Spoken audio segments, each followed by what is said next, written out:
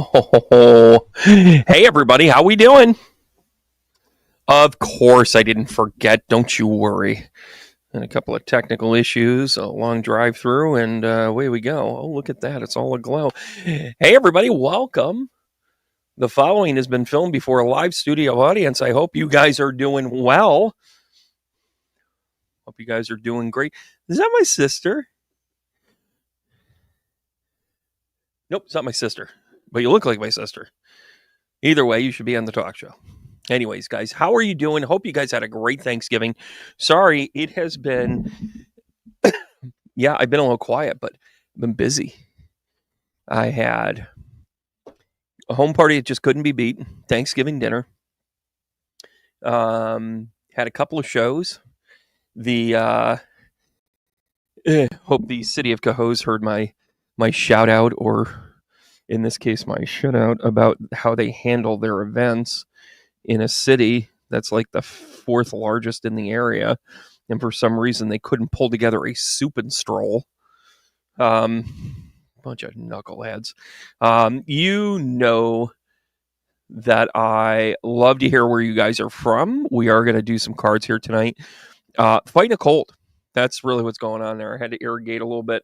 Had to one of these, all that other good stuff. I do love my Canadian friends as well. I know your Thanksgiving was a few weeks ago. And I know that the number one thing that you were grateful for and that you were thankful for is that you don't have our politics. Anyways, I want to thank you guys for being part of my journey. Thanks so much for tuning in. A little bit of a different look. The whole stand kind of fell apart earlier. I'm in the middle of a reading. And then I'm like, you miss your grandmother. And I had to kind of finish it like that. So that was kind of fun. But I really love and enjoy meeting everybody from all over the world. That person was in Kansas City. Had another reading the other day with someone from, I've hit Chicago, North Carolina, Florida, Texas, California, Colorado, Oregon. Thank you, representative, right? Oh, and then, of course, like Amsterdam and Troy. I just mentioned a couple of locals. So let's break this down. Here's the hope. Here's the chatterbug, if you will.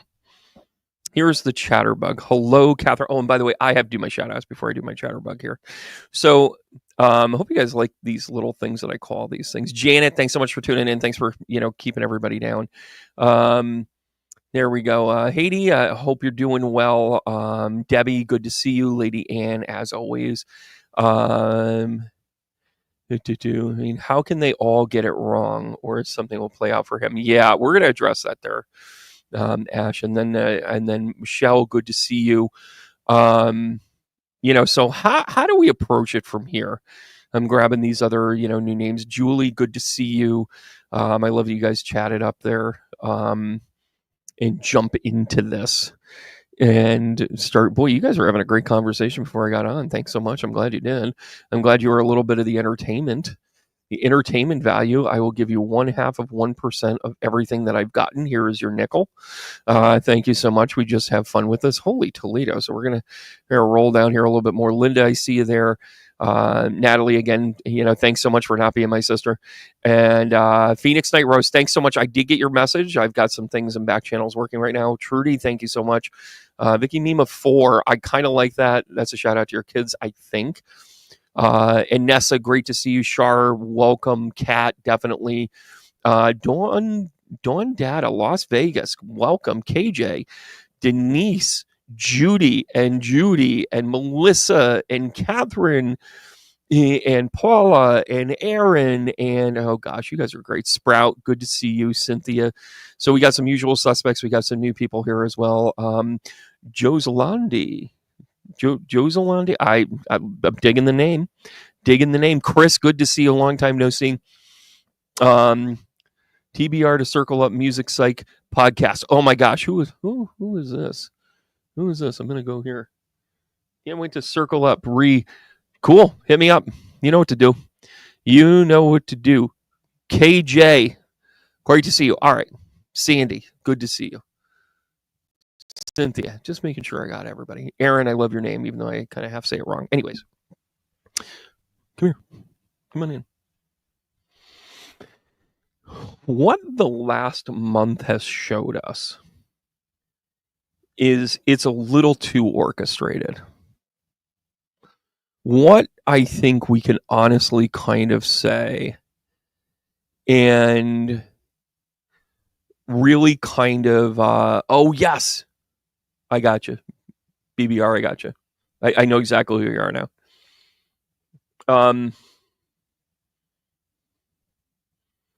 You were actually on my mind this weekend in all my travels and getting everywhere. I'm like, I got that guy's number. My So let's rally the troops here a little bit. So if there's something that we've been shown, it's that it's a little too orchestrated, right? People that work on intuition, people that work within the dynamics of this work, whatever this work is, whether you're doing healing work, whether you're doing intuitive work, or whether you just have a bullshit meter, you sit back and you look at this and you're like, this smells to high hell. And moreover, there's a part of this that I think that, if you watch football, and I'm sorry I'm bringing up like a guy thing right here, but if you watch football, the opposing team has an opportunity to challenge a play. They can challenge a catch. They can challenge, the ruling on the field. They can challenge certain things. Well, sometimes when the guilty party, like say, for instance, it's a sideline play, and you're not really sure if the receiver got both feet in bounds, but you don't want to leave it to risk. So you want to hurry up. And the way the rules are written, because after all, it's how you can bend, fold, and manipulate rules. That's how you get ahead in this life, is if you hurry up and play the next play. Like if you call the next play, you can't go back and review that play because, you don't want to take away the opportunity of what that next play had and all that other stuff. So it makes sense, right? Rules are rules. So within the rules, I feel like the Trump administration, for whatever it's worth, is rushing up to the line to hurry up and snap it. There isn't a single credible, cabinet pick, without getting into specifics, and we will. Patel as an FBI director is a flat out travesty. Flat out. Not even close. The dude literally sat there and said, here is the list. He keeps the list. He keeps the effing list of Joe Scarborough said this about you. So-and-so said this about you. Oh, and here's this medium, say Brandon, that oh yeah, he said your astrology was interesting. Yeah, get him. Unlike Joe Scarborough, I am not kissing ass or rings. And by the way, that guy can wholesale. That's the guy I want to leave the country. So you've got an FBI that will basically turn against anybody and everybody, right? You've got a State Department that won't be run well. Tulsi Gabbard is so compromised. This is the thing. It's not because I don't think Donald Trump is a good person. He's a piece of shit, right? I know you share in this, many of you. He's a rapist. He gets out of things. He when the going gets tough, he just declares bankruptcy. When he talks through people. He doesn't actually listen to them. He's a bully. He's a pimp. He's an asshole. He's a jerk. He's all these things. Ball all of that up and put it in the backseat for a minute. There is only one thing that Donald Trump is that we actually have to really start talking about. He is completely wholesale and without merit, completely unqualified because of his experience, his crimes against this country, and because at the end of the day, it is another grift for him. He looks at the United States as a CEO, as an LLC that he just took over, and he can grift to bankrupt until it no longer exists. We have every right to look at our neighbor and say, what were you thinking? Right? Do you remember Hugh Grant? 4 Weddings and a Funeral, who somehow ended up on the screen with the Delectable. And I do call her Delectable still, even though she is 73 years old. That's a thing. Andy McDowell. And he was married to, in love with, and otherwise connected to this bombshell of a woman. Go ahead, type it in. Because you know I can't remember all of a sudden. I can see her. And when she found out that he was running around with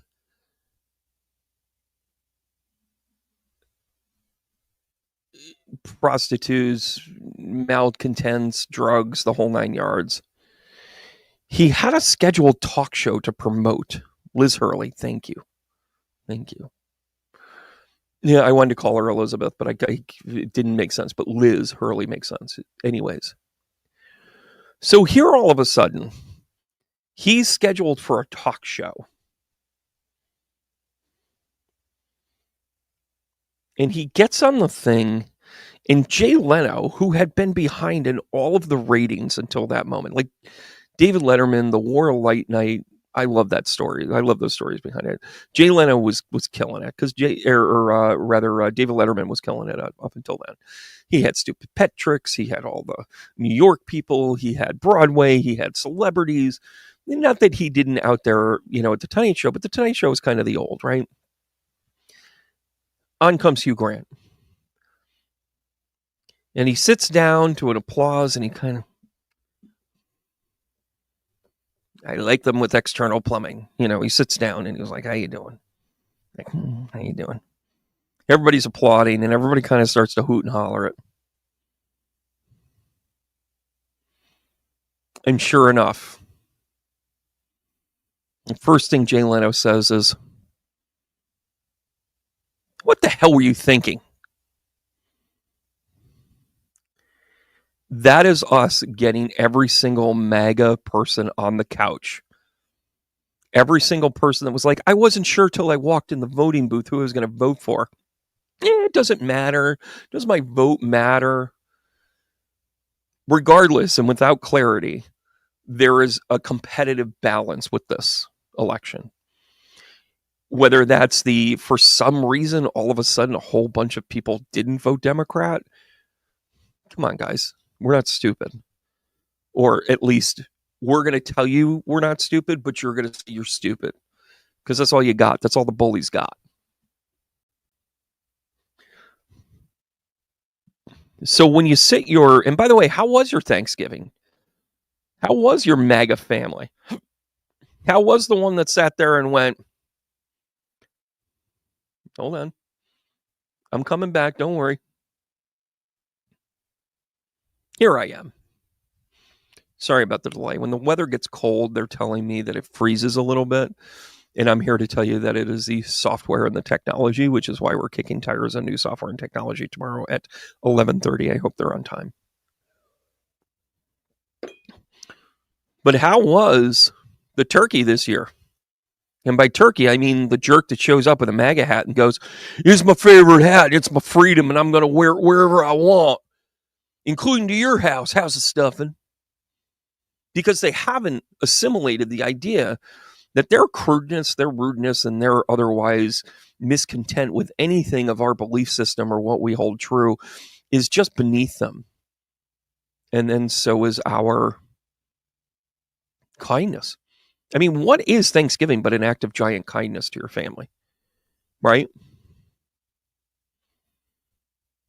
At some point, don't you start to kind of say, you're not welcome here. Oh, I can't believe you're letting politics break us up.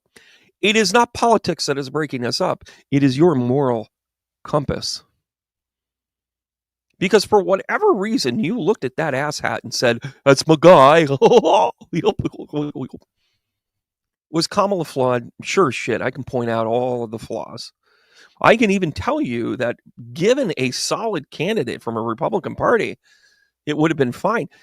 How is it that an incumbent who loses the seat, loses the election, how do you not have more than 3 people? And by the way, Nikki Haley, I don't appreciate her politics. She might have had my vote in that tie if it was Kamala and Nikki. Not going to lie. She had some quirky stuff, but guess what? She had some experience I was looking for. Ron DeSantis can pretty much dip his stick into the ocean like Florida and have a good day. Sorry, Florida, have a good day. You're beautiful. I'll see you in March. But for crying out loud, we have lost our process, guys. The Democrats had no formal approach. Not in 2020, not in 2024. The Republicans had no formal approach in 2020 or 2024.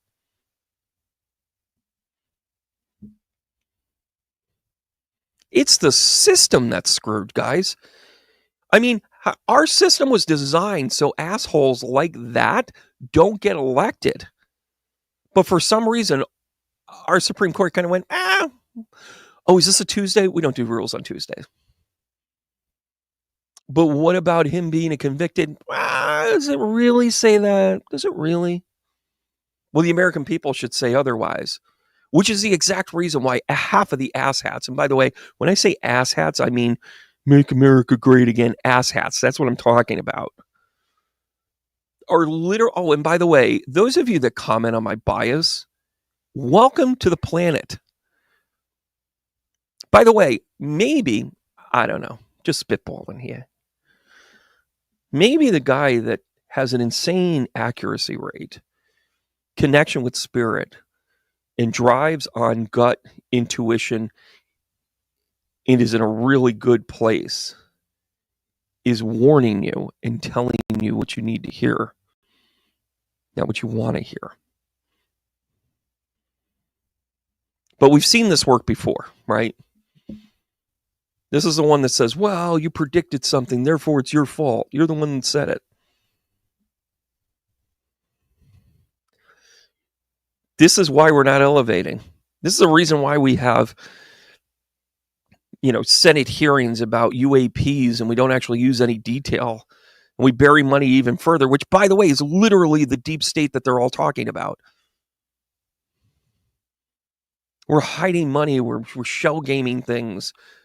And by the way, I've counted up the number of people in the United States, and I've counted up the general tax base.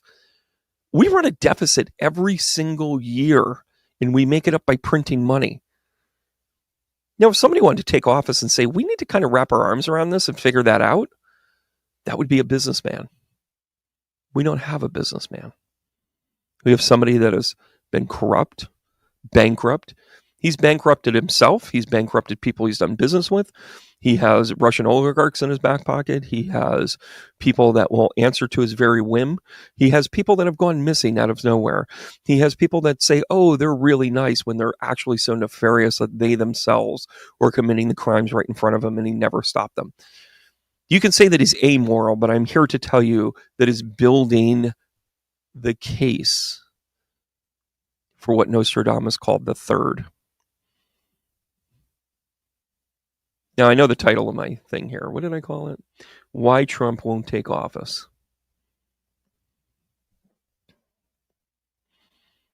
Because the office doesn't exist anymore. It just doesn't exist. I mean, how is it? I mean, literally, what you can do now is actually cite Supreme Court law about waivers and negotiations to say, well, if I get out from underneath it and I restructure myself and I do other things, and then guess what? I don't have to be held accountable. At what point does the rest of the country start to say, yeah, that was me too? If on the first day he pardons everybody from January 6th, you know it is going to be sheer anarchy. He's just created a permission base for bad behavior. That's why we rail against it. We rail against it because, you've heard me lament this. Like, why the hell have I tried so hard to teach my kids to be nice? Why the hell have I always worked on kindness? Why the hell did I always walk around saying, kindness matters. Kindness always wins in the end. Fuck that. You know what wins in the end? Who you know, what you know, and what you got over somebody. What kind of a world is that? Oh, and by the way, I'm a medium. Good luck with that.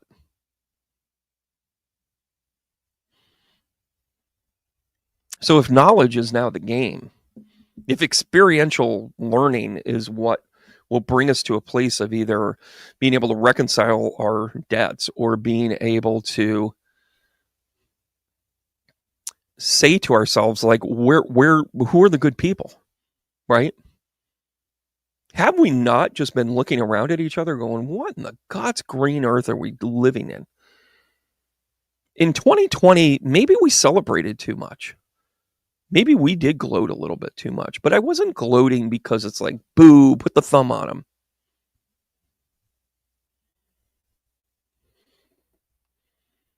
I was applauding normalcy. And again, Joe Biden was 10 years past his prime. He was a hell of a vice president. Did I agree with all of his politics? Nope. Did I think he did a good job? Yep. Did I agree with everything Obama did? Nope. Did I think he did a good job? Yep. But then you go back into history and you start to see how things are bent. I'm going to bring up a really uncomfortable topic right now. The Affordable Health Care Act, also known as Obamacare, right, was passed in the middle of the night during a recess vote.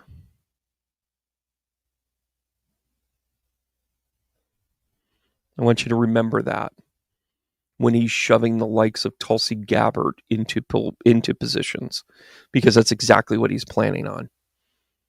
He's already circled the spring fling, that first break right around Easter, which, by the way, is a Christian holiday, Donald.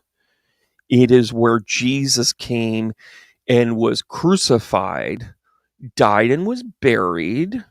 Follow along in your reader. You can color later, Donnie. And then he came out into the disbelief of Thomas, to the exclamation of Peter, into the gasp of his mother. He walked the earth for 40 days, the symbolic reverence of being able to be an atonement, which matched his 40 days in the desert. I know I'm going fast, Donnie, but it's okay. It's okay. Right? So during that recess, you can play with anyone you want. You can put them right in that little cabinet.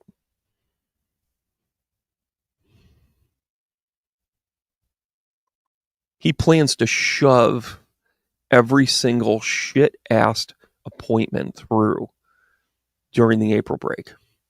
And that Pete Hegseth in charge of the... I'm sorry, what? As a Navy brat born in Norfolk, I have more military experience than that dipshit. Oh, and by the way, I haven't drank nearly enough alcohol in my entire life than he did this week. And oh, by the way, he has a trail of bad behavior with women in particular and his children. Horrible. He's a piece of shit human. But he's loyal. Isn't that a good quality?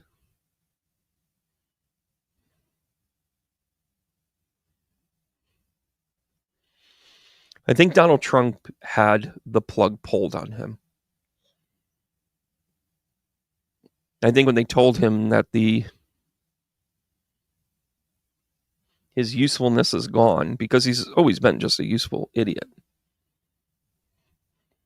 they pulled the plug on him. Whatever it was that was keeping him going, keeping him alive, whatever he was being injected with. And again, I don't want to speculate. I don't want to be a, conspiracy theorist. I know what I'm seeing, though, and I'm seeing him deteriorate in front of us. We saw him do it mentally. We're seeing it physically. And the dude's still smiling with his freaking porcelain veneers, his orange skin, and he's chewing down McDonald's like it's his job. I have lost 175 pounds at a clip once. I know what that life is. And I know how to put the weight back on. Thank you very much. Good night. I think they pulled the plug on him, and they're going to make sure that he doesn't really have anything in place. I don't know anything about Project 2025. Only 80% of everybody you're surrounded by had a chapter. It was basically a contribution book on how to relegate power in this country, how to centralize it. It is actually literally pages out of Hungary's Viktor Orban's playbook. Oh, and this election was 100% the Putin-run election.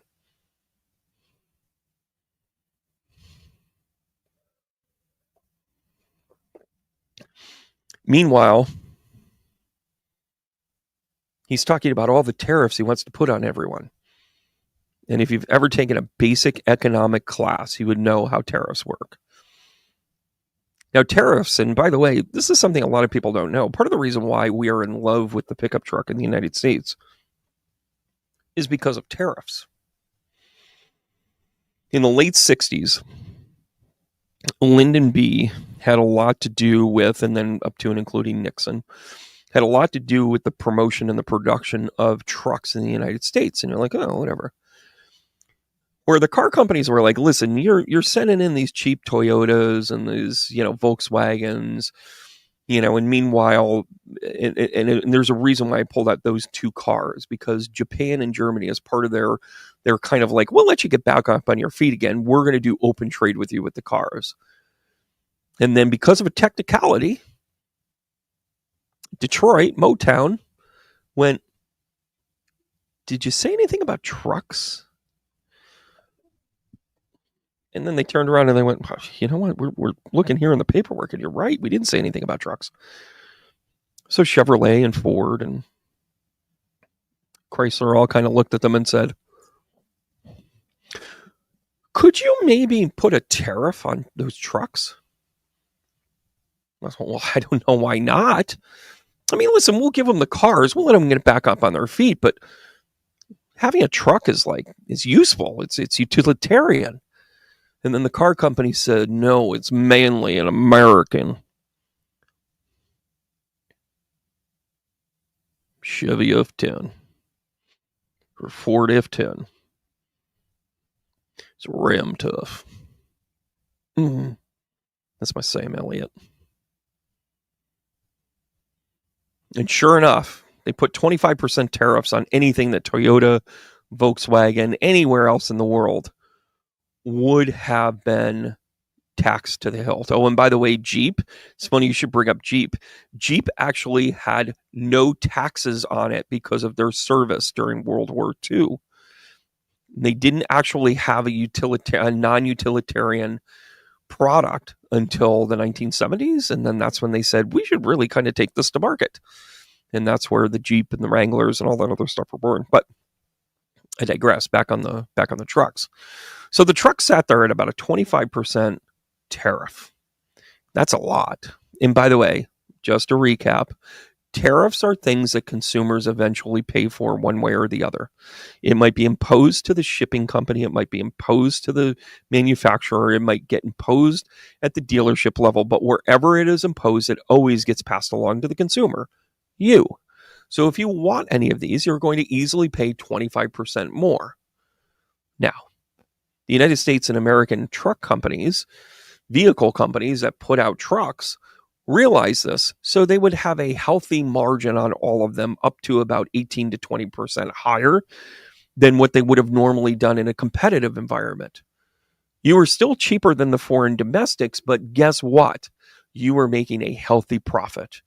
Where did a lot of that healthy profit go, at least at the beginning of it, was to talk about how manly it was to have that truck, how American it was to get things done.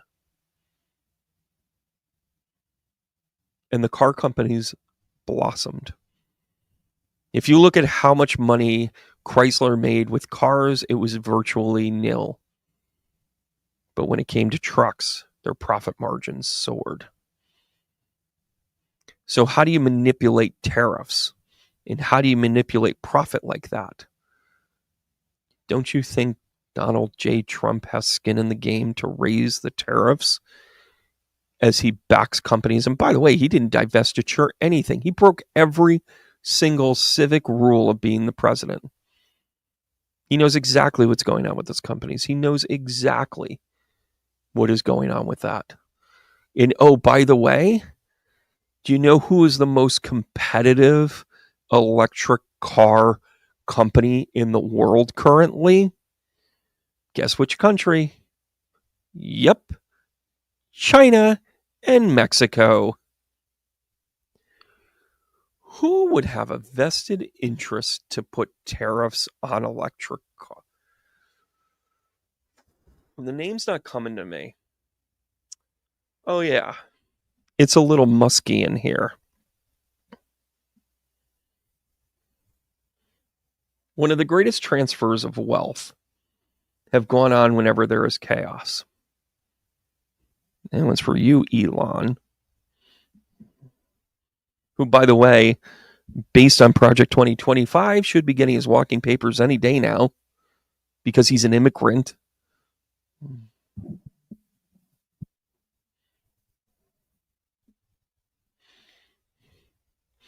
The grift is on, everybody. It is so deep. Why else would Elon say, and by the way, I'm going to tell you exactly how it happened, right? Muskrat Love is something completely different, Cat. At the end of 2020, when they went in to inspect all of the voting machines, and they're, well, the count is right. It was stolen still.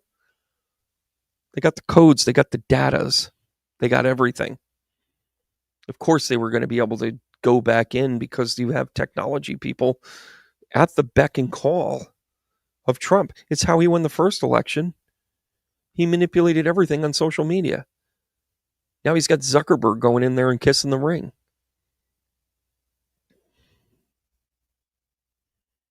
It's a bully pulpit, guys. Now, what's our hope? Our hope is to just stay under a radar and not say anything, let them kind of do it. Remember when Donald Trump turned to Mike Johnson and said, we've got a plan, don't we, Mike? We got a little secret, don't we? He's so fucking stupid and arrogant that he was literally bragging about it on national television. And we're sitting there going, could we kind of, hello? What is wrong? Like, and then we're like, well, this must be stopped. No, it's not. But okay, who? If not you, then who?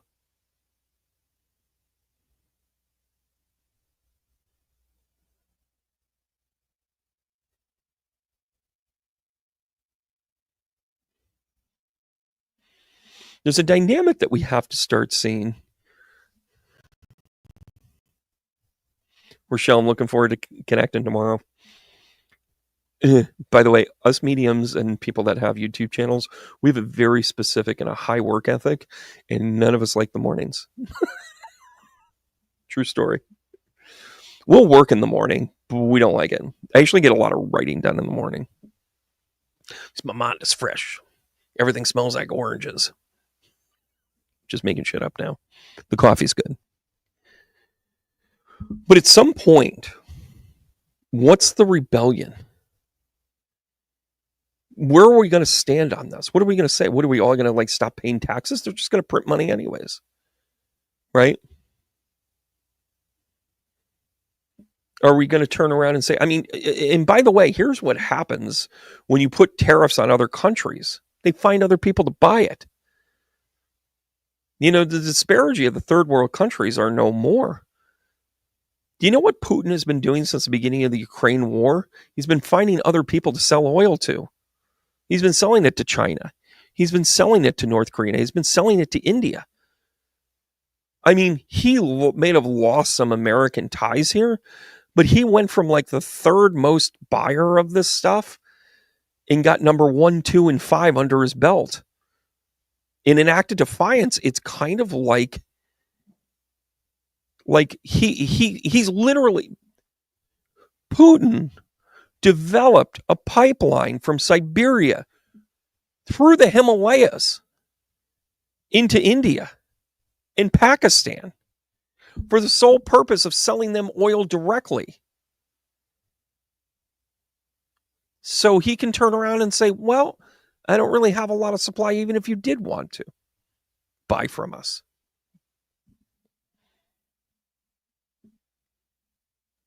They're playing Monopoly. They're playing Risk. Remember Ukraine was the one with the sailor hat and the flex muscle?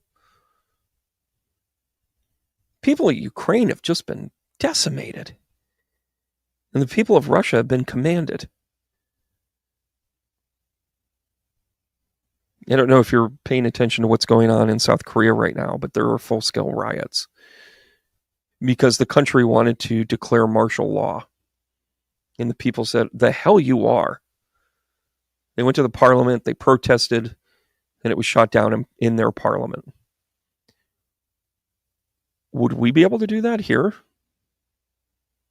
Would we be able to protest? Would we be able to say, no, I don't think so? And at what level are we able to say it? Well, turn it back to the states. By the way, is a buzzword of division. Because if New York looks at it differently than, say, Texas can say, we're just going to have our rules here. That's my awful Texan accent. And up here in New York, we're going to be like, hey, listen, pass the locks. We got this. Have a hot dog down in the corner. We're all good. We don't want any of politics here. Don't worry about it. And win a little Rhode Island on that.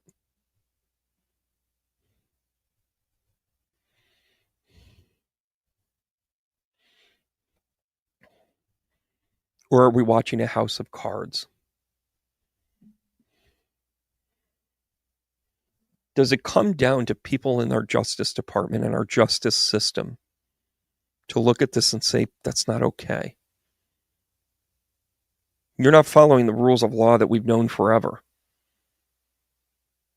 And by the way, didn't we already say that? Didn't we already say that when we heard that videotape and said, I can't believe that you would talk, locker room talk. Okay, I get it. Been guilty of it myself. But what most men would do is say, yeah, it was bad luck, eh? Well, it was locker room talk, and I will tell you that showing off for the guys. That's not what he said. Do you know what he said? I said it.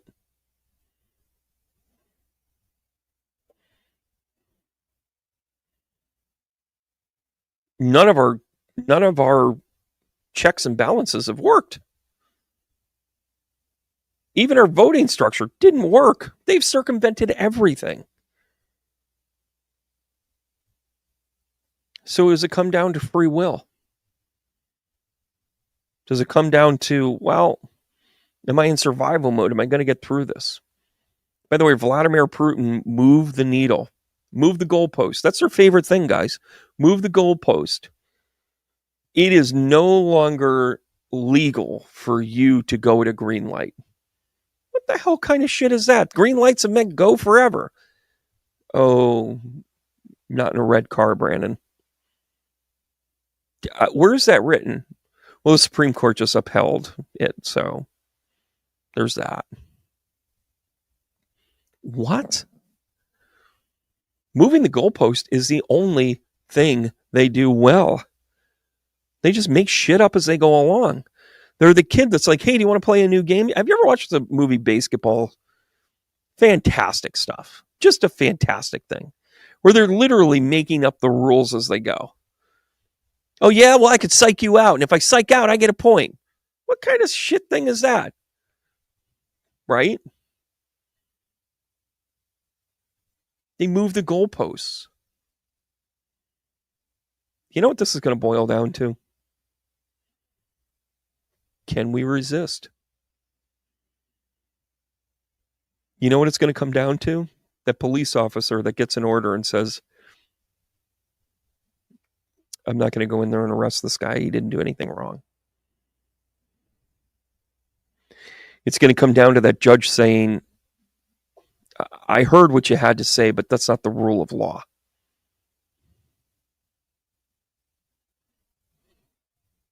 Being Steve parried. I love it. Oh, sorry. It's such a great movie.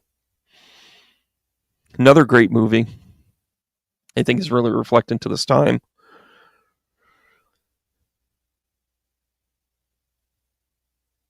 Moral courage. I love that. Moral courage. Do we have moral courage? I love that. I'm stealing it. I'm taking it. Right.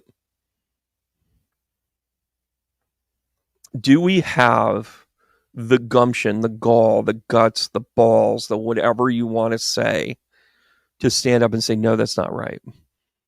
Because we did it in the voting booth and it didn't seem right. The other movie I was about to refer to is A Few Good Men, where there was a very much a subtlety to the allowance of looking like there was the propriety of justice and the propriety of law. You know, find a prosecutor that's never seen the inside of a courtroom.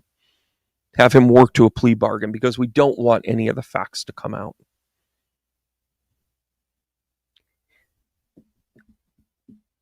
And he stopped in the middle of it and he realized, love him or hate him, Tom Cruise did such an amazing job in this.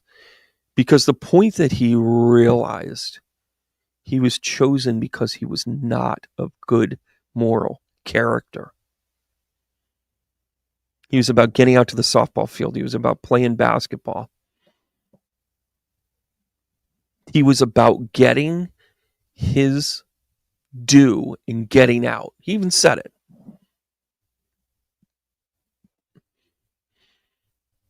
Daniel Caffey, if you're here, just abide your time so you can get a law placement. That's your business. But if you treat this in the same slick ass Persian bazaar manner that you've always done before, you're going to miss something. They were relying on him to being himself and miss something. The United States people were Daniel Caffey. They were targeted. They were played off as the fool. And then he woke up and he said, why would they choose me? Why did Donald Trump go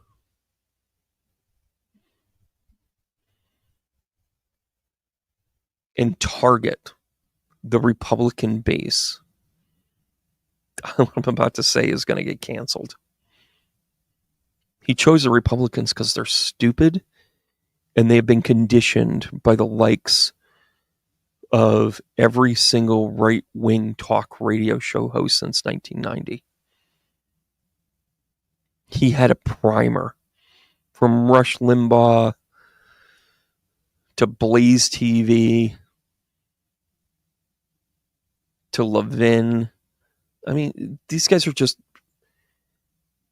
they can't wait to point out the problems. He chose the takeover of the United States because of the work that they had done. It made it easy. The Republican Party was fucking stupid. And that's why I left it. Are you getting the picture yet?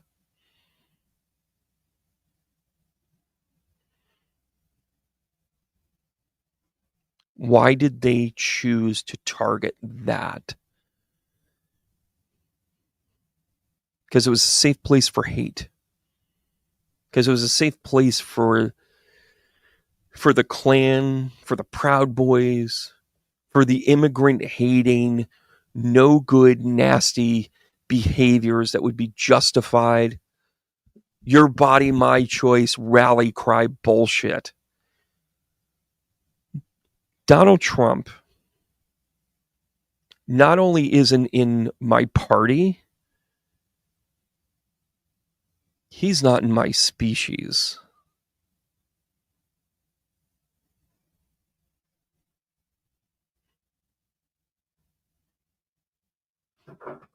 I've been circled. People like me have been circled. Okay. In a battle of wits, you can tie the rest of my brain cells behind my back, and I got this. because I'm not afraid. I will not bow. I have absolutely no problem with them doing whatever it is that they want until they hurt other people. They've targeted immigrants. They've targeted minorities. You okay? They've targeted people and things that are not okay.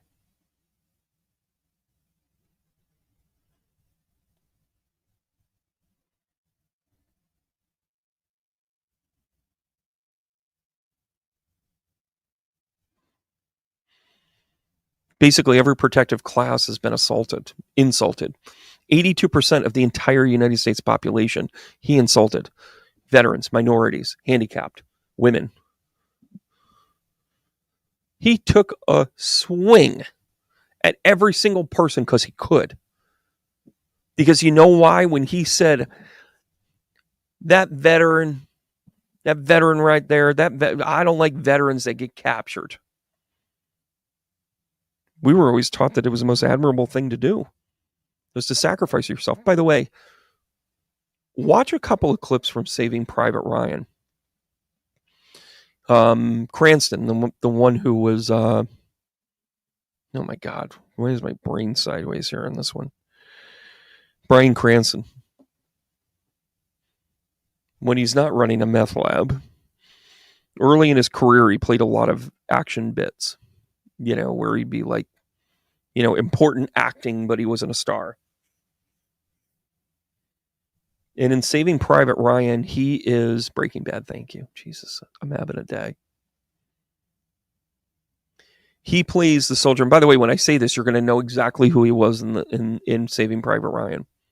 He was the one that was in the office that they brought the paperwork to say that these three brothers had died. He was the one missing an arm. Right? He was the one that brought it up to the CO, that brought it to the commanding officer, who, by the way, you want to talk about a moral compass, a moral direction?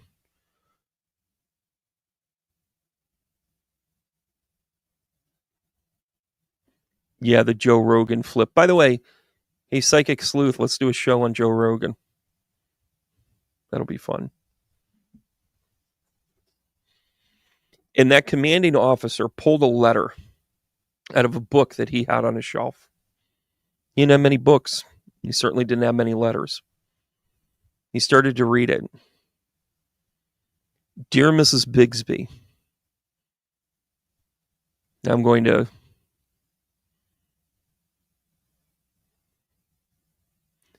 paraphrase this, but you're going to understand it. He said, it pains me to know that you have sent 5 sons to the front lines to defend what we feel is the right of the Constitution for the freedom of a country.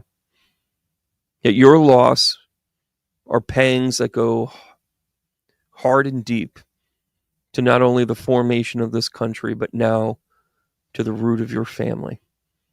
As you mourn the loss of your 5 sons, and he literally took the paper, folded it up, put it back in the book, and continued to cite the entire letter. He went on to say things like, we will forever be in your debt. That not only would one of your sons lose their lives, but to have your entire family be destroyed and die on a battlefield because of the stubbornness and the choices made. But we stand in truth and valor. And we cannot stand up for an oppressive bunch that will never succeed. We will do this because we are built on principles and values. Yours truly, Abraham Lincoln. The fact that he ever compares himself to Abraham Lincoln is the biggest cosmic joke I've ever seen. But Abraham Lincoln gives us kind of insight that, you know what? We're not all good. We're not all bad. Abraham Lincoln failed time and time and time again. He failed as a businessman. His first family didn't protect them. They passed away. He ran for Congress 3 times, failed. Went back to Illinois, ran for state senate, got it. Then when someone got sick, he filled in. Then was elected. Then ran for president, lost. Ran again, and he won because the other party was split.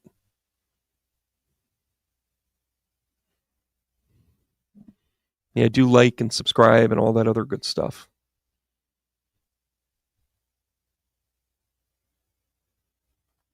Abraham Lincoln was faced with a real moral dilemma. He was split. He was split on so many levels. And by the way, it wasn't about slavery, although slavery was part of it. Slavery was an economic conditioning. Slavery was how the country was built, like it or live it, everybody. If it wasn't for slavery, this country would have never formed the way that it did. But there was a balance that needed to come due, a karmatic value. And by the way, that karmatic value hit us 84 years ago. And then 128 years before then. What I'm trying to talk about is our Uranus return is a bitch. Because we go through this upheaval. But when we went through that first Uranus return during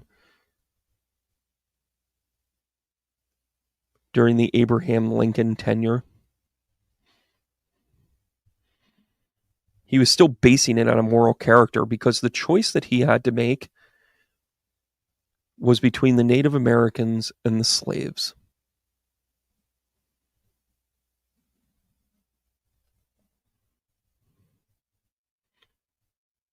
What he actually chose was maybe the kinder of the two.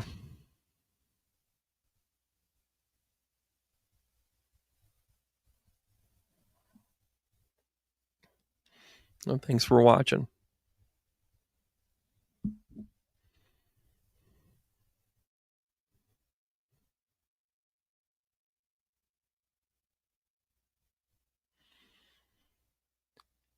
When he signed the Emancipation Proclamation, what he left on the table subsequently created the Trail of Tears. There had already been mass extinctions of Native American tribes, certainly in the East. And then it was just a matter of just a whole bunch of angry, bloodthirsty, power-hungry settlers that wanted more for themselves and just would push west. And we glorify Lewis and Clark. They're explorers. They were like, hey, there's more stuff over here.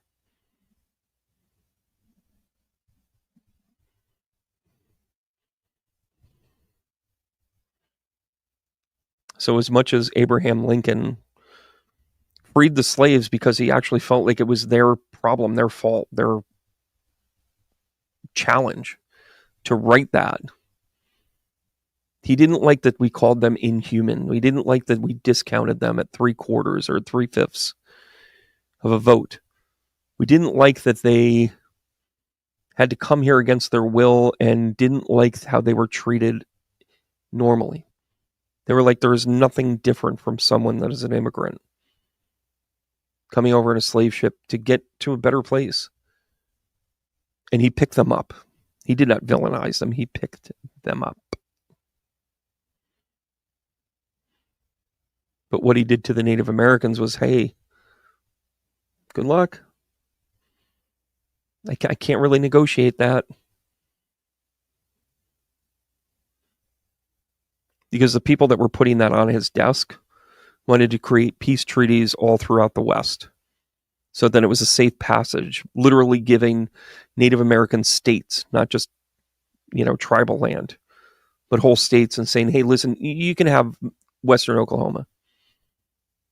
You can have all of, whatever it is that's there. Abraham Lincoln wasn't perfect by any stretch, but at least he had the moral compass to say, I'm going to try and do what's right here. He didn't do a lot of people a lot of favors, which is why tyrannical nutcases shot him.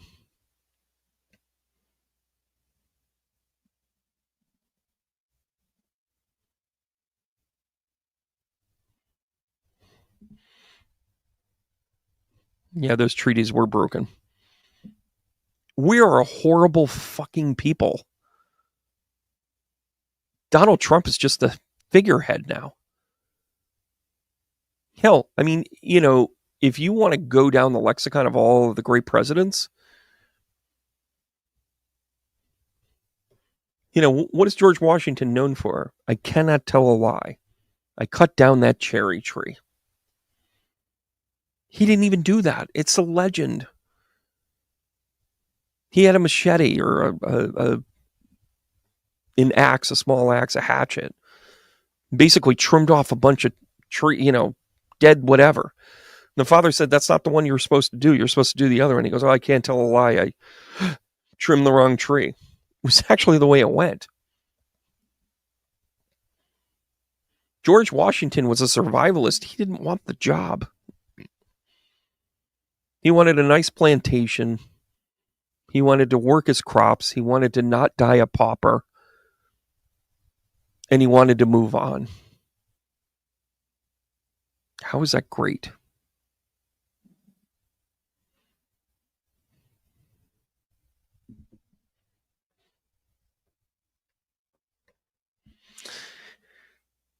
We're in the history books as doing horrible, terrible things.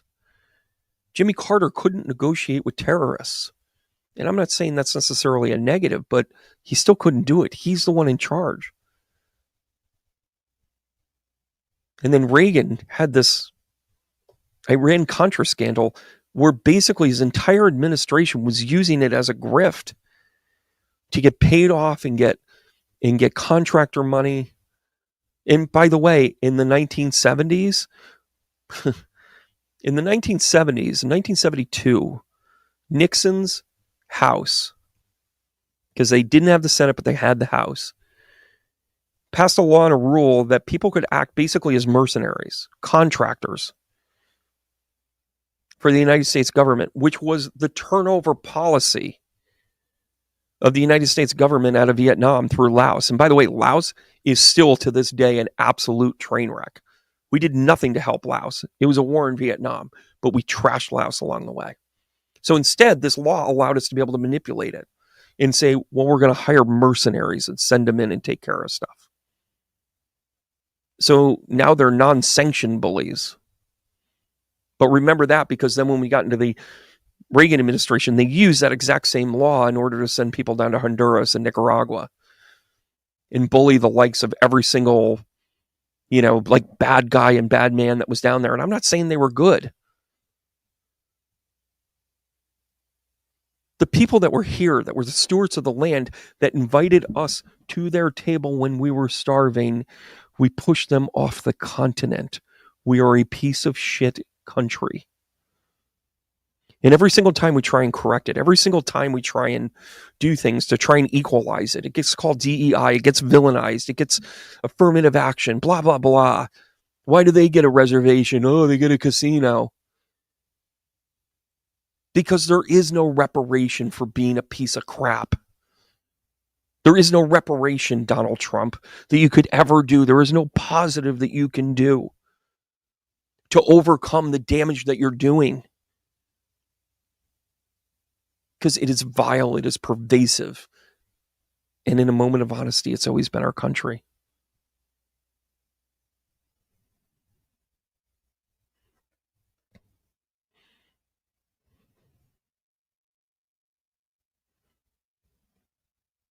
Totally agree with that, Debbie.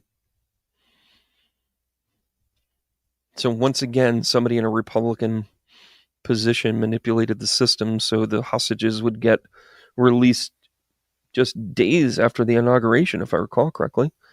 I mean, I was 7.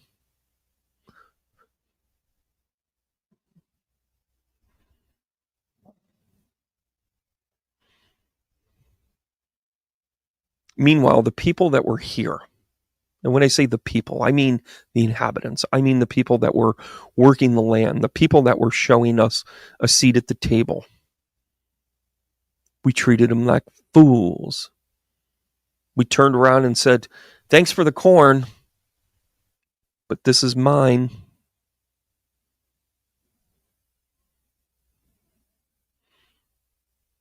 Also in Saving Private Ryan, this scene always haunted me when he let the German guy go, and then he came back and shot Tom Hanks. Like that always, I'm like, oh no, don't tell me. Oh yeah, It's not just intuition. I'm like, that's a good story, but that's basically what we did to the Indians.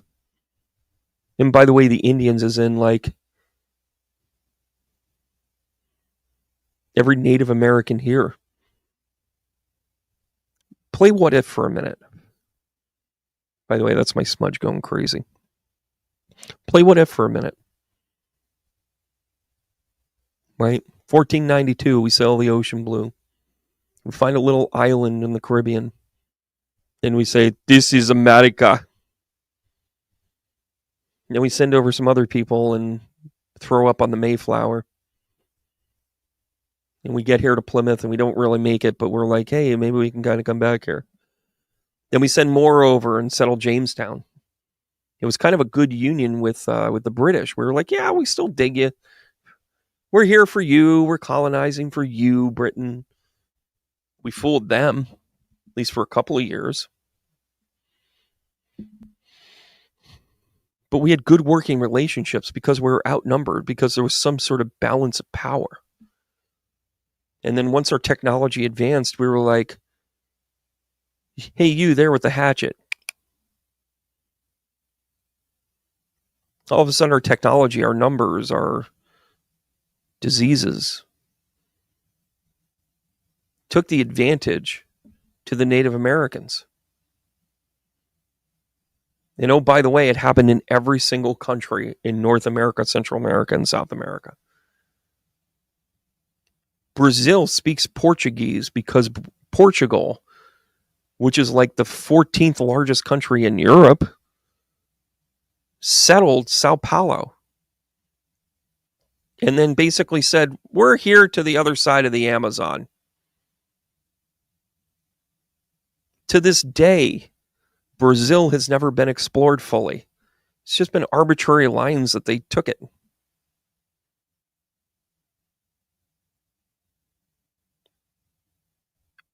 Maybe it's just not Americans. Maybe we're all like this. Maybe we have to peel back the layers. Maybe we had to look under the hood and recognize, why are we always in survivalist mode and think that we have to take more than whatever? I mean, listen, I know what I'm looking at here, and why are we so overweight? Because we can't eat enough. Because we think it's going to get taken away. Because we don't have other things to fulfill what we need, so we want to have something good and cheesy. And by the way, the Mexi Melt is back at Taco Bell.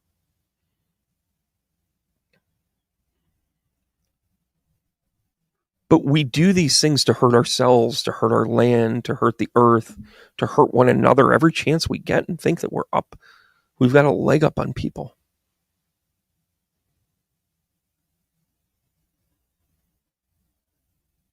And by the way, I'm not knocking anybody.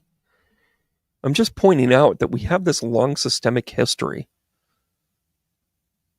Oh, and by the way, as much as I want to defend Native Americans, they were very busy killing one another when we got here. The Algonquin tribe, the Five Nations, the Seneca Nations, the Finger Lakes, they came to an agreement. They were the first civilized tribal land that said, we're going to get along. We're not going to hate each other. We're going to be the Five Nations. They were starting to figure it out when we showed up and said, here's some mumps. They were like, hi, who's bringing you the mumps? Hello, how are you? I'm RFK Jr. I don't believe in any of this like shots. I really don't like any of these vaccines. And we're here to test them out on you. But there's no mercury in them. Oh, mercury would have stabilized them. And at that, there's a cost and a risk factor of autism. But we don't disclose that. So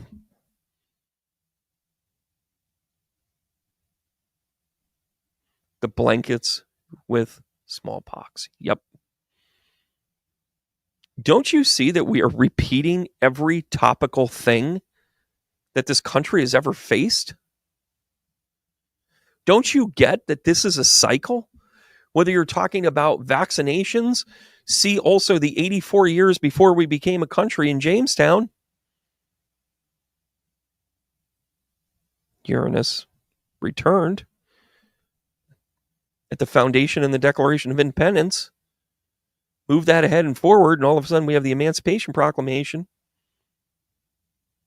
Ooh.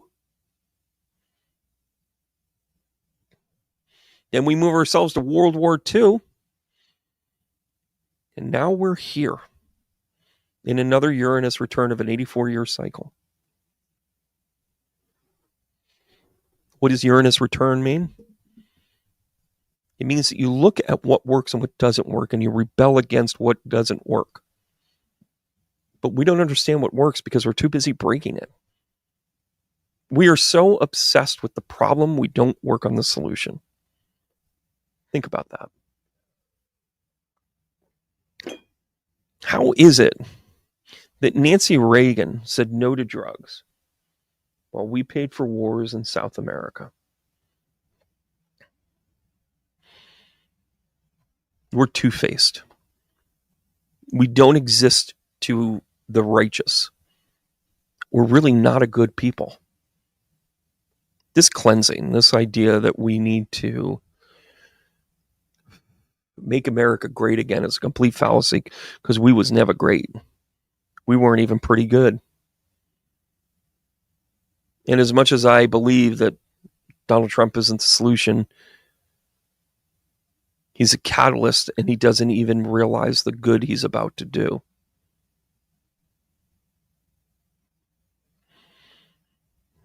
He's making us rally. He's making us say, no, that's not okay. Even though some of these ideas are going to squeak through, we're raising our hands and going, oh, no, no, no, no, no.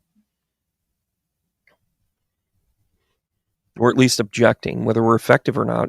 Truth be told, we might not see it in our lifetime. But we are going to be on the right side of history. If you've listened this long, the right side of history is going to be the rebellion, is going to be us being able to say, no, that's not okay.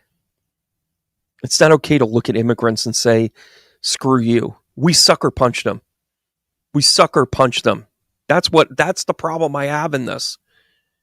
We have this lax law that allows them to come over, and then we have these principled laws about process, and then we never put them through them, and now we're going to call them criminals. That doesn't make us righteous, it makes us assholes.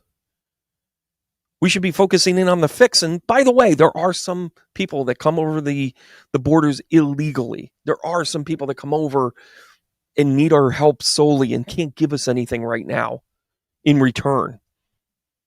There are some people that we just have to look out after. Like, say, your nephew, Donald Trump. But instead, you gave your nephew the advice, sometimes you just got to let him die. He held a mirror up to us. He held a mirror up to us when he said, Rosie O'Donnell's a fat pig. He held a mirror up to us when he grabbed him. He held a mirror up to us when he buried his wife on the 16th green.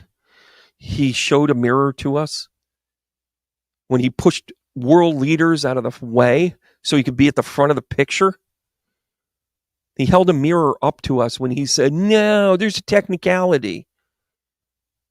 If I wasn't in the lead of my fantasy football, and by the way, I clinched yesterday the championship. I know the playoffs are a different story. Watch the end of every football game. Flag, flag, flag. We're codependent to the technicality now. We are codependent to the, oh, that play didn't work. Wait, is there a flag? Is there laundry on the field?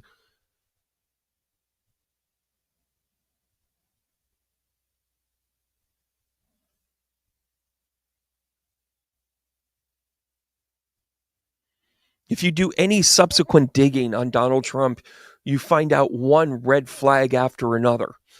But all of our material, logical progress of how you would go about prosecuting someone like that or bringing his crap to light has been negated, has been sidestepped, has been backed up by the Supreme Court. Money, money, money, money, money. Do you understand why our monetary systems are going to fall apart? Cosmically, energetically, it's been used for so much bad. Money is not the root of all evil. Misuse of money is.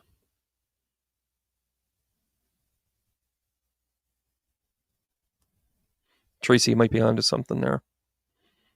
100%. So what do we expect? It still comes down to our value. Let's look at the responsibilities of the age of Aquarius. The age of Aquarius is about you having personal responsibility, you having a moral compass, you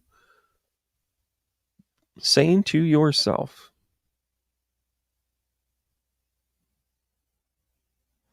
what's right?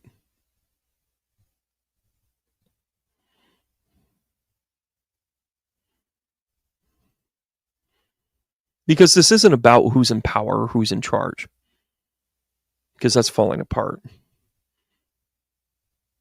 Seriously. If you look at shamanic law and rule, which is basically housed in Native American tribes, they used to, for punishment, was a reconciliation. And you would be punished in different ways. And that punishment would be the reminder that the tribe comes first. You do not hurt the person across from you. Right? You do not steal from the tribe. You do not hurt intentionally the earth, the nature, the whatever. You do not waste. And each one of those things would have kind of a negative kind of connotation to it.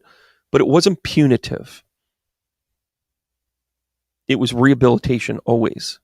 That is the way shamans look at like an offense, a justice system. To recalibrate you and say, you know better, get back to it. This idea of sending people away for years or decades or murdering them or, executing them, death penalty, whatever. That is such an American thing because we need raw. We don't know how to look at somebody and say, you did something wrong, but we still love you. We don't. And Donald Trump pointed that out and he ramped it up to 1,000. Because he's like, you're not going to like me anyways. Gary Hart had an open relationship with a woman that got found out, plastered on front page news, had to drop out of the race 1984.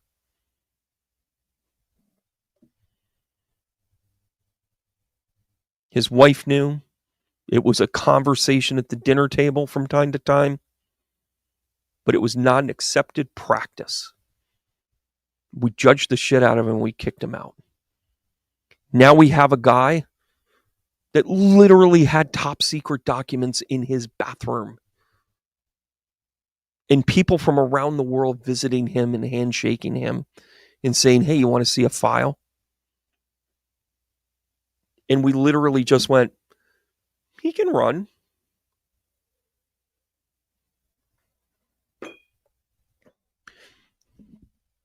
The reason why the technology angle about how this election was stolen is because that is the only way in our brain that we can survive right now. That it had to be a rigged election, stolen technology. And by the way, the what ifs have a ton of backing. You have an open letter, a duty to warn letter with 7 technology gurus, right? And guess what? They're going to be blackballed. I mean, Elon Musk already turned around and basically said, we're going to go after you now. It's the only logical conclusion. I mean, forget about the fact that this was a man. Do you understand how many negative things I've said about Donald Trump? And by the way, it wasn't just MSNBC feeding me. I have a brain. I listen to both sides. I would turn on Fox News and listen to it for a half hour before I threw up. But I would listen to it and I'd be like, okay, what am I missing here?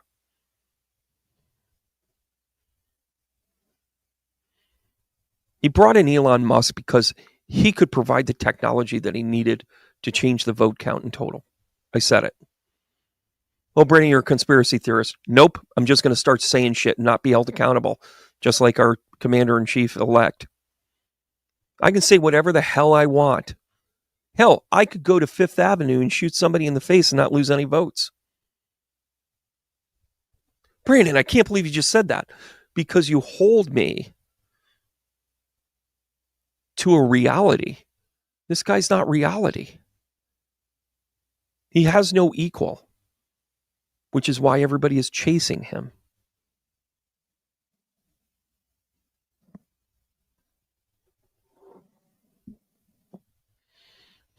I am Lilith 11. Is my Blue Sky handle. Please go find it. I have one post out there and there's a reason why.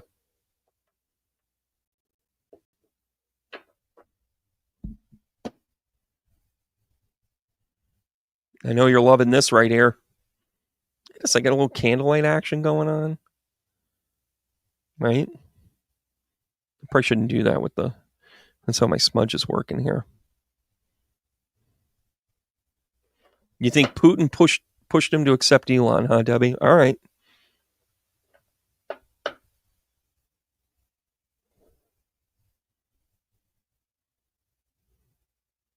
You mean Elena? Who are we talking about here?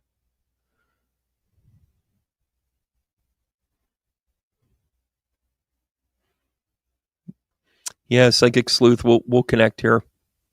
Nuclear Secrets.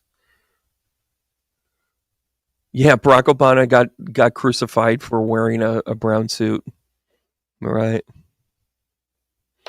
Yeah, Ivana knew a lot. A lot. Right?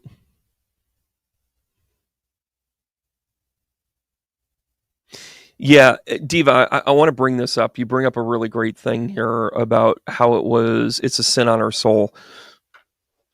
How do you make that up? You don't make it up with casinos. I'm just giving you a hint. You don't correct slavery or segregation, or you don't make it up with affirmative action. You know what you do? I'm going to tell you what to do. You ready?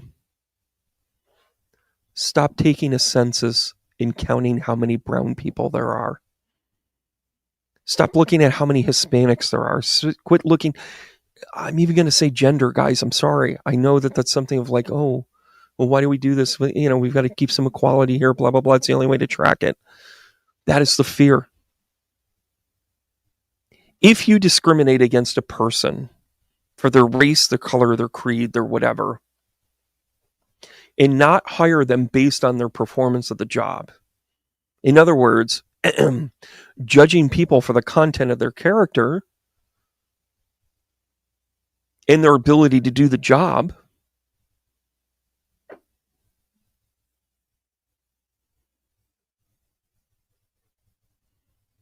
don't know if I ever told this story, but I'm going to tell it now. I once went to an interview. And I was in between stuff I really needed. As a matter of fact, it was the summer of 2001. I know this because I'd been working for a telecom company that had been completely deregulated. They had people screwing people left and right. Lucent was went under and all that stuff, which caused my company to lose their contract for staffing and all this other stuff. So that summer, I kind of had the summer off. I had no money, nothing to do.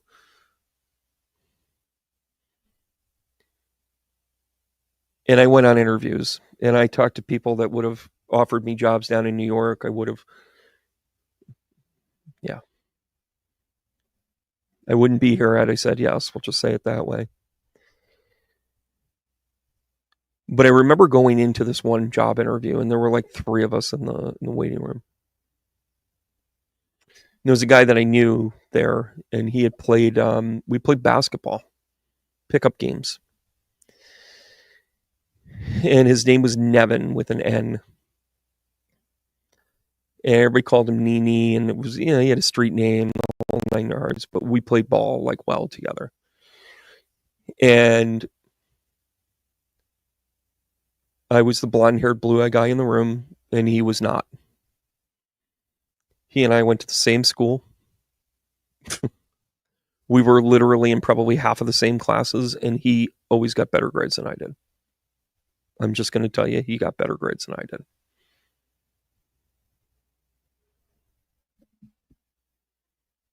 Right?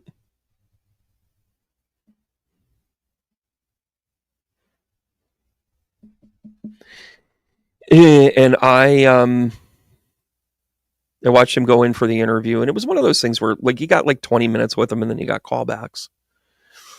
Well, he and I exchanged numbers because we hadn't seen each other in a while, and blah blah blah, and whatnot. And he came out. I said, "Hey, man, we'll catch up later." I go in, I sit down, and I do what I do in an interview. And I kind of joked around. I said, "Hey, Nene is Nene is a great guy." I go, "I think he's your guy." Like, I mean, for whatever reason, I'm like vouching for the guy ahead of me to go. And he literally said, he goes, "We only interviewed him because we had to."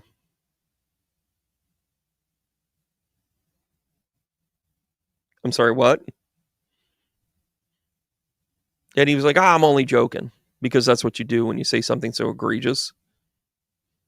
And by the way, there are jokes like that, but not in an interview, not in a tester, right?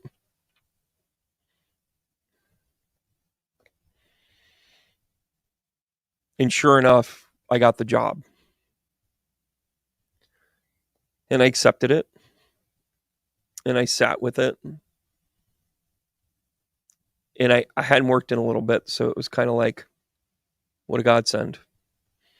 I'd been on 5 other interviews, and I traditionally got job offers. It wasn't too difficult for me. And I called them up and I just politely said, I can't work for a company that wouldn't do its due diligence on the 2 people that were sitting in the same lobby and make the decision based on what they saw and not what they were going to look at underneath, because then that means I'm never going to be good enough for you. And he goes, I don't get it. And I said, you're a racist. You literally chose me because as I look around here in this homogenous world of yours that you've created, the only reason why you would have hired him is because you, quote, had to.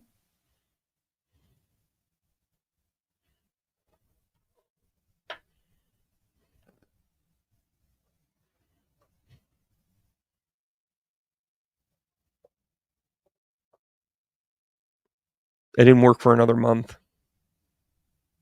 It hurt. But I knew I'd said and done the right thing.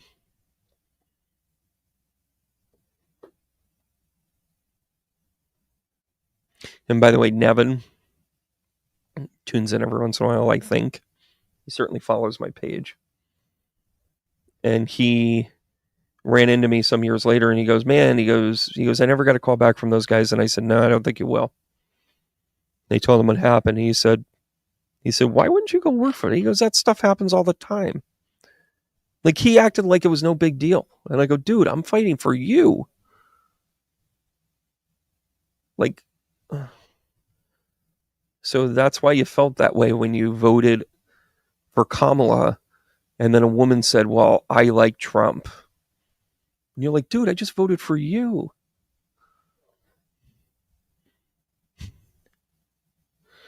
You guys, you know what? I'm gonna give you guys some cards here. Black Belt, we are gonna go for your interview prospects here. You guys ready? Something new coming your way. I'm sitting here shuffling. Here you go, kiddo.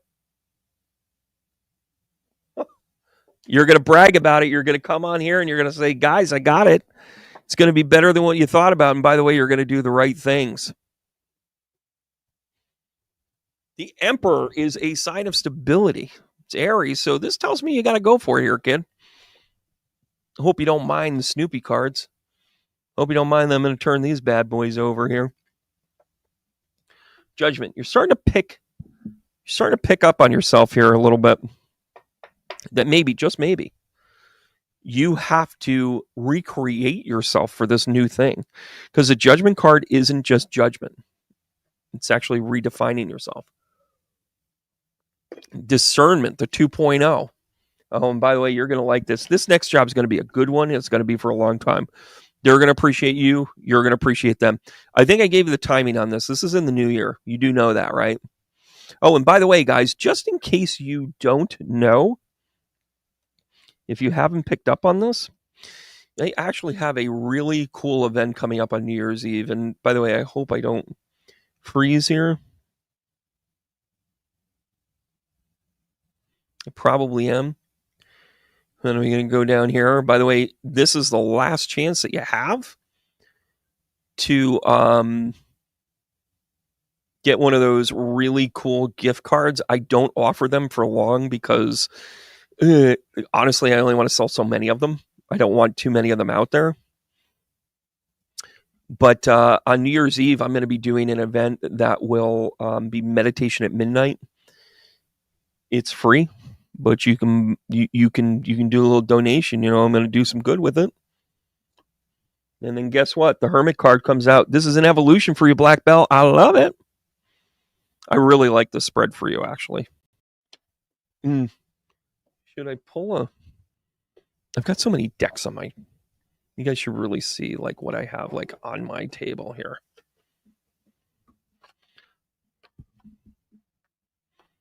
All right, here we go. The Sea of Mintaka.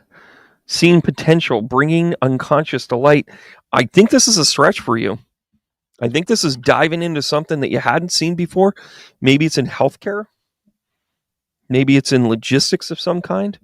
But listen, Black Bell, send me a message. I know a lot of people, even in I think you're near LA, if I recall correctly. But yeah. You're a Virgo. There you go. Time to change there, kiddo. Yeah, so you're going to be your true self there with the Hermit card. Look at that. My hair's all over the place. No eyes were harmed in that reading. All right, guys. Thanks so much. Black Bell, thanks so much for going in there. I'm going to go back a little bit.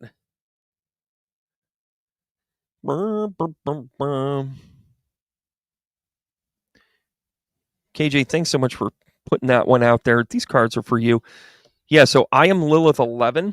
I have one post out there. Go ahead and go like it. You're going to understand why I have paced myself here. KJ, this is you. We're going a little undercover right here. This is about contracts. This is about new kind of like negotiations. This is about things behind the scene. Not a lot of people will know about it, but guess what? You're going to get it done because this is your journey. Maybe this is a divorce. Maybe this is kind of like you kind of like wrapping things up. Maybe it's the closure. Maybe you're finalizing a will. Maybe you're kind of getting things kind of squared away. But oh yeah, look at this badass card coming out. The Empress comes out here. By the way, pats you right on the back and says, girl, you got this. Right? It's the type of thing that you're going to be able to say at the end of the day, I did the work. I understand it was a journey. It was a little bit difficult, but look at this crown. Look at these stars up above us. The King of Wands comes in. If I didn't know better, I would have said this is something to do with your dad's will, that sort of thing. Might be a little bit there. Whose birthday is it? Oh, it's KJ's birthday and I'm reading her? Stop. KJ, it's like I knew. Right? And by the way, I don't know if this is Dad saying hi, but the King of Wands comes out. I really like this one. I like how you're rolling so far. Change. Death card. I got to tell you. This is I get more will on this than anything else. But this to me is you saying, I'm going to do all of the things that you had going on. That you found a way through it. You found a negotiation. You're forging ahead. The journey is here and it's changing you. The Empress comes out. Ding, ding, ding, ding. I so need sound effects, don't I? The Empress comes out right here. And guess what? Winner, chicken dinner. Hey, Kathy, how are you? KVC, look at you guys go. Yeah. Happy birthday to you. The Empress, the double Empress. You're just doubling down here. There's no reason why you can't be a sassy broad on your birthday, dear. And by the way, the King of Wands is a Sagittarius card. Thank you very much. Good night. Are you Scorpio rising? Because there it is with the death card. We have sound effects with just gain room. Ding. KJ, I'm not really sure what you wanted for your birthday, but thanks for spending it here with us. And I'm gonna send you off with this one here. It's about perspective. None of this matters, man. Zoom out. It's common ground. So if you do have a conflict, if you do have a negotiation kind of going on behind the scenes, this is your opportunity to take a look at it and say, like, whoa, does this matter? If you don't get Dad's whatnot shelf, is that what's going to matter? If I don't get Mom's necklace, is that what's going to break up this friendship, this relationship, all of that stuff? Right? It's Ozzy. It's all Sean! Sean, where's my clothes? Sean.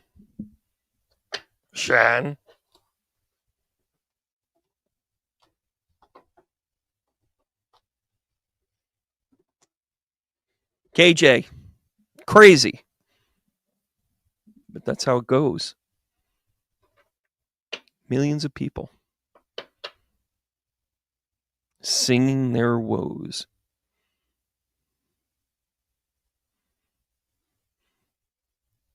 Crazy, but that's how it goes. Oh, Gigi, good to see you too. Living as foes. Yeah, I knew I'd get that wrong. Well, not. And by the way, I got the lyrics more right than Ozzy did. I have to say, so much of this is the way it goes.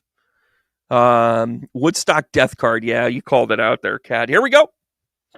How about a couple of these? Oh, December 25th.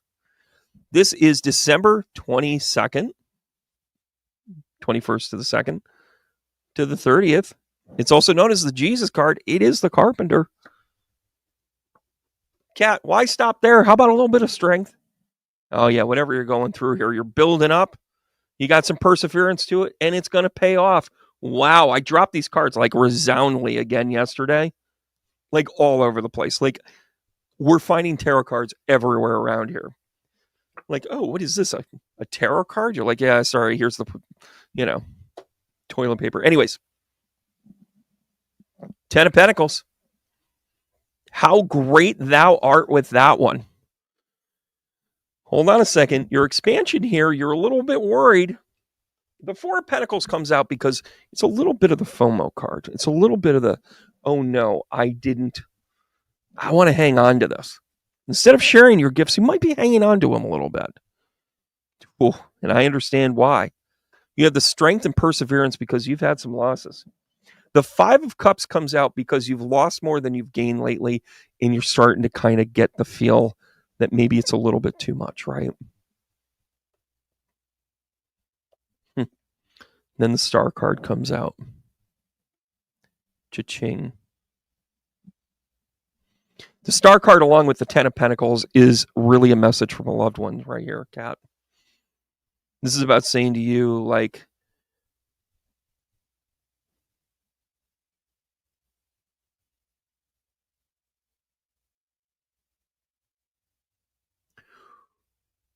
Who's Nicholas?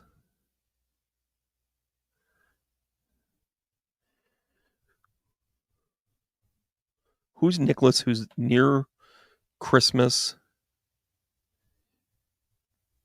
Wow.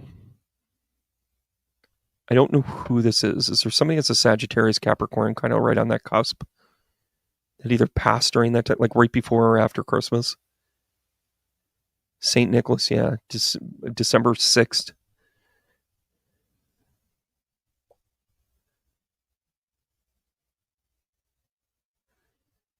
You think you can help with that on this one, Kat? And I don't know if this is dad in passing or boyfriend. I don't know what this is.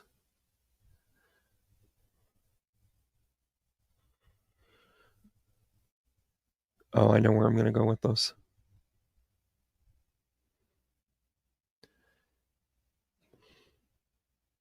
Five of Cups. Infinite loss. Taking your ball and going home.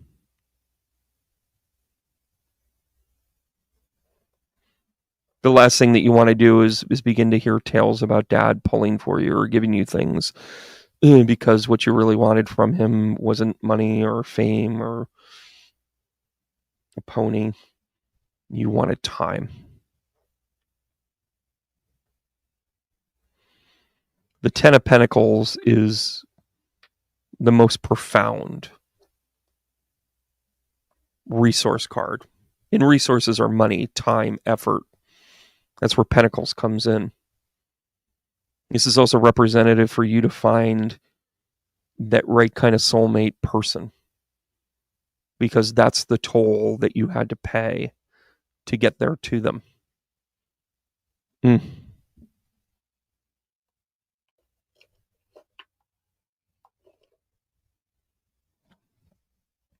We're going to go ahead and go down this there. You're not for everyone. Embrace your weirdness. Face your true north. Be who you're going to be, kid. You know? That's why you're the star. By the way, are you Aquarius?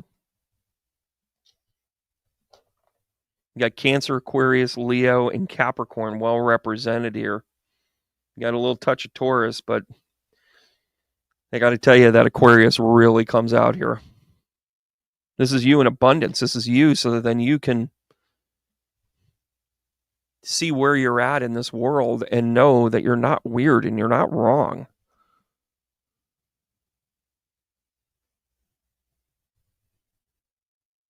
Gosh, one of the biggest distractions that we have in any of this political stuff and any of this,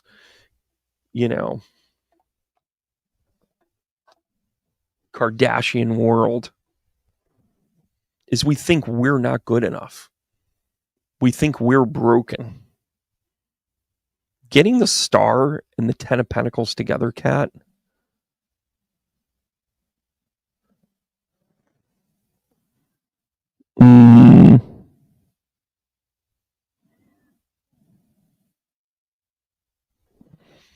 yeah, for sure. And by the way, if I might say so myself, by the way, I'm going to do a couple of more cards here. Kat, lean in. It's just us girls. Having that moon conjunct to Uranus right now is the quick, sudden excitement of love and inspiration and doing what you need to.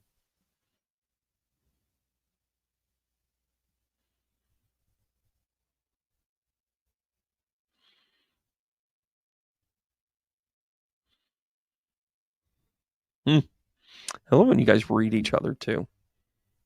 I love that stuff. Listen, Kat, keep going. Keep going. One way or the other. I don't want to know that you were still in high school. Tammy Fisher, thanks for jumping in here. Good to see you. Cat Energy Work. I love that name, by the way.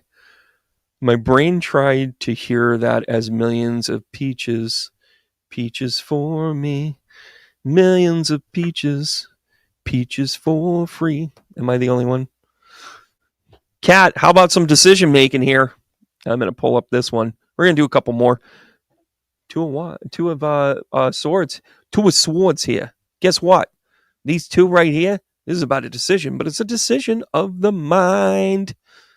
By the way, you're going to take the higher ground to this. The Seven of Wands puts you at the higher ground. Anakin, I have the higher ground. Don't try and leap over me. It's the higher ground. Oh, but guess what? There's happiness along that there horizon. Ooh, I actually think this has a little bit to do with your energy work because that's what I was trying to tune into.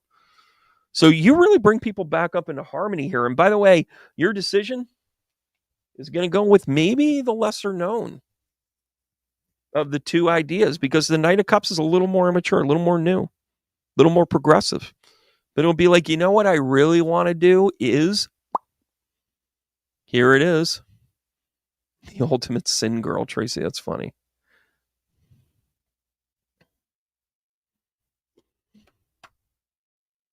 And then guess what? This is about timing. Ooh, you're waiting this one out. You're letting this cultivate, by the way. The Four of Swords comes out. This is also known as the Romeo and Juliet card because it's about timing. If you play it too quick, you know, somebody's drank hemlock and it's all kind of whatever. And if you wait too long, then everybody drinks hemlock and it's not so good. But if you play it just right, you find it, right? And then the Page of Pentacles. This is a new way to make money, kid. Not going to lie. Page of Pentacles comes out because this is kind of like the new endeavor, the new thing that you're going to spend money on. Oh, guys, thanks so much. I appreciate. Oh, KJ, you're the best.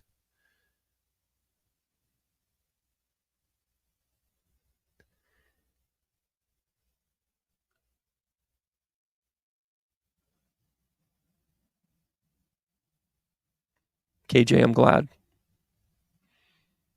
Kat, let's talk about your energy work here. I think you're going to go in a little bit of a different direction, but I don't think it's a bad thing. I think it's actually a good thing. And by the way, you're a star keeper. I don't know if you're doing some elevation work. Cosmic ancestors. See the light by staying grounded.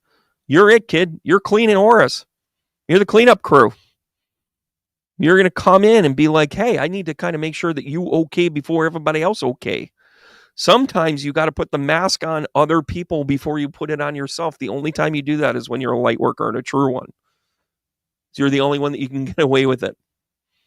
By the way, I have asked several times, and my work cannot be sponsored by Kleenex. They get over 4,000 requests a year for weddings, funerals, and mediums. Thanks so much for being on here, Kat. Thanks for contributing and joining in, right? TJ, it's okay. It is A-okay. All right, guys. I think I'm going to do... We are definitely weird in our own ways, Denise. Everybody want to learn how Denise is weird? I am not going to expose anything that you don't already know, but you are really good at coming up with great ideas, working them for a long time, but they don't always necessarily come to fruition, do they? That's just the way you work it, right? And then when you get singular and you go, I want to focus in on this, you knock it out of the park.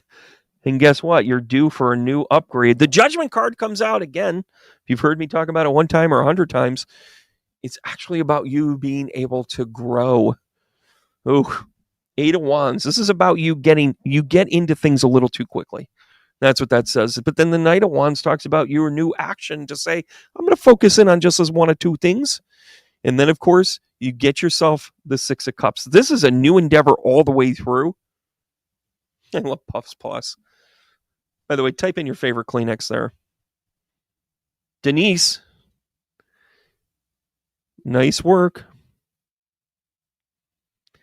Child of the cosmos, the intelligence of the universe lies within you. I stand behind everything I've said for you. You have great ideas. You got to get focused, kid. And by the way, don't worry about letting stuff go. The Judgment card is also the death of an ego. Right?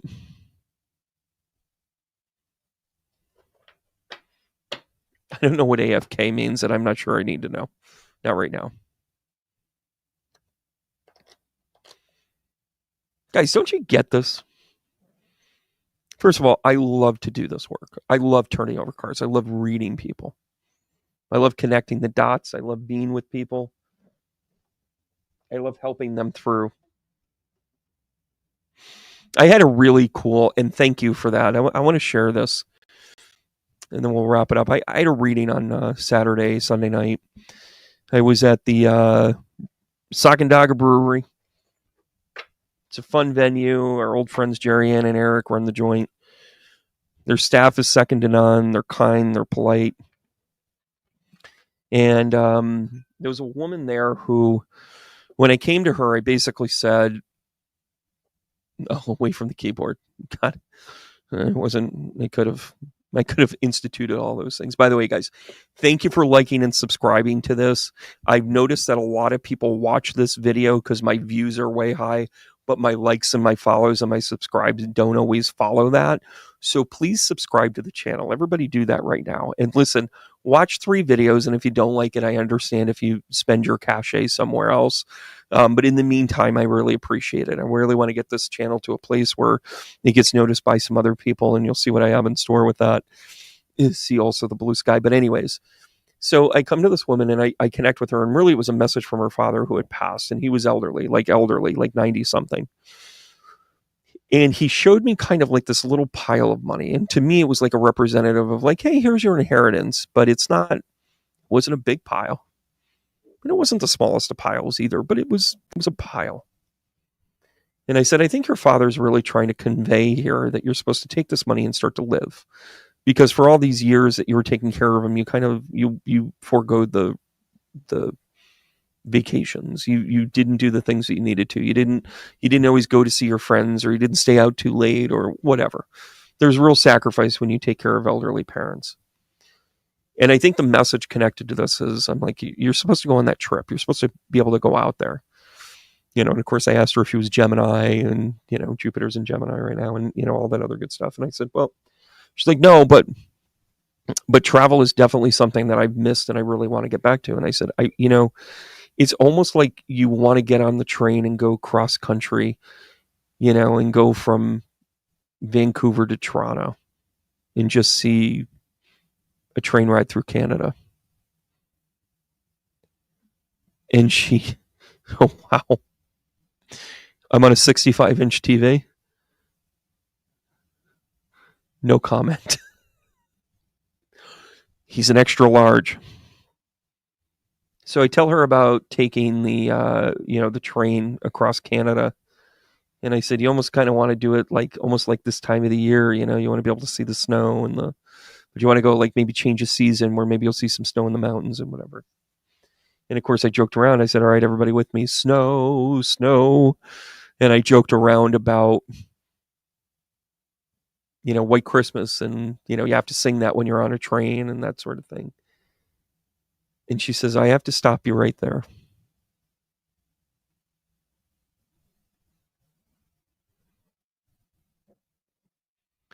She said, last year at the beginning of this year, I did a vision board because I knew things were transitioning for my dad. I knew that things were happening. I knew whatever.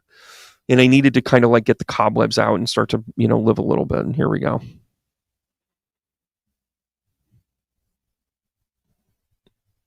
Yeah. Field trip. I think we should all do it.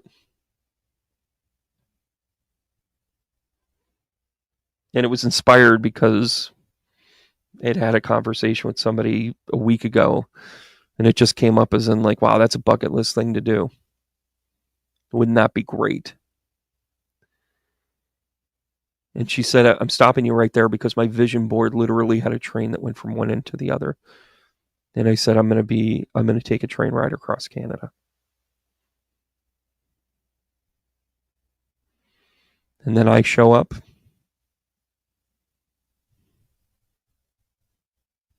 And I raised my hand and I simply said,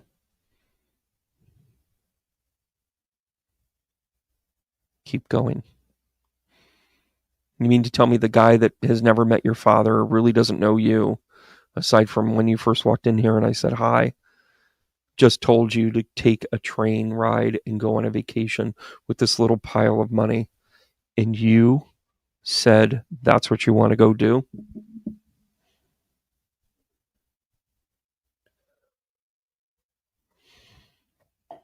The defense rests, Your Honor. Good, thank you. I want to thank you guys for tuning in. I needed a couple of days. Oh my fucking God, what's up with that? OMFG? Are you talking about the shenanigans and the whales? There's your sign, exactly.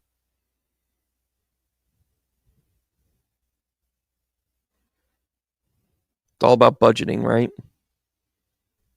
You guys are watching White Christmas right now. I'm dreaming of a white Christmas, just like the ones I used to know. May all your days be merry and bright, and may all your Christmases be multiculturally diverse. Hope you guys like that. Keep going, guys. I'll see you soon. This isn't over yet.